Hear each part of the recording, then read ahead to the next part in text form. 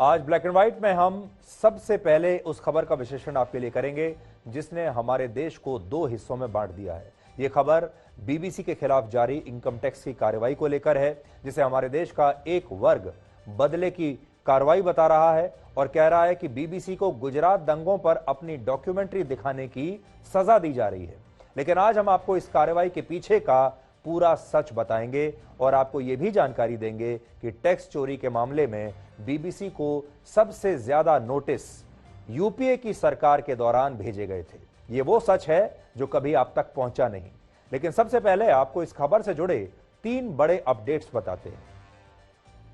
पहला अपडेट आपके लिए यह है कि इनकम टैक्स विभाग ने कहा है कि उसका यह सर्वे 3 दिन तक चल सकता है, यानी इस हिसाब से यह कार्रवाई 16 फरवरी तक जारी रह सकती है। और बड़ी बात यह है कि यह सर्वे दिन और रात दोनों समय किया जाएगा, जिसे हमारे देश के विपक्षी दल नियमों का उल्लंघन बता रहे हैं। और यह कहा जा रहा है कि सर्वे की कार्रवाई सिर्फ किसी कंपनी के ऑफिस टाइमिंग के दौरान ही हो सकती है। लेकिन बीबीसी के मामले में दिन रात नॉन स्टॉप जांच की जा रही है, जबकि यह बात सच नहीं है।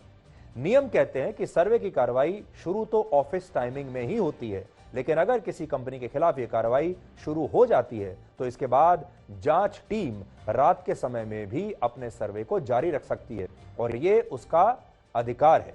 और बीबीसी के खिलाफ यह कार्रवाई पूरे 3 दिन तक बिना रुके दिन रात ऐसे ही चलेगी। दूसरी बात, आज यह पता चली कि जांच टीम बीबीसी के दिल्ली और मुंबई दफ्तर में उन कंप्यूटर टर्मिनल्स की क्लोनिंग कर रही है जिन पर बीबीसी के कर्मचारी काम करते थे।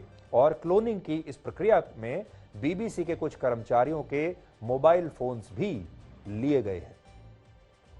जब किसी डिवाइस का डेटा वैसे ही दूसरे डिवाइस में कॉपी किया जाता है जस का तस, तो उसे क्लोनिंग कहते हैं, यानी उस डेटा की एक कॉपी दूसरे डिवाइस में ले ली जाती है। इसके अलावा इस सर्वे में books of accounts, cash, stock और दूसरे जरूरी दस्तावेजों की भी जांच इस समय चल रही है।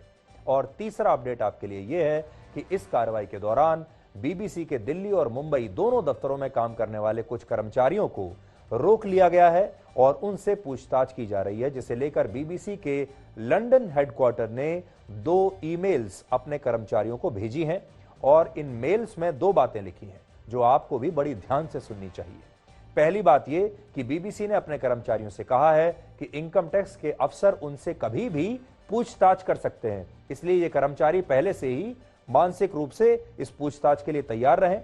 और दूसरी बात यह लिखी है कि अगर कर्मचारियों से पूछताछ के दौरान उनकी व्यक्तिगत आय के बारे में जानकारी मांगी जाए तो वो इसके बारे में कुछ ना बताएं। यानी बीबीसी अपने कर्मचारियों को यह कह रहा है कि वो अपनी पर्सनल इनकम के बारे में जांच टीम को पूछने पर भी कुछ ना बताएं।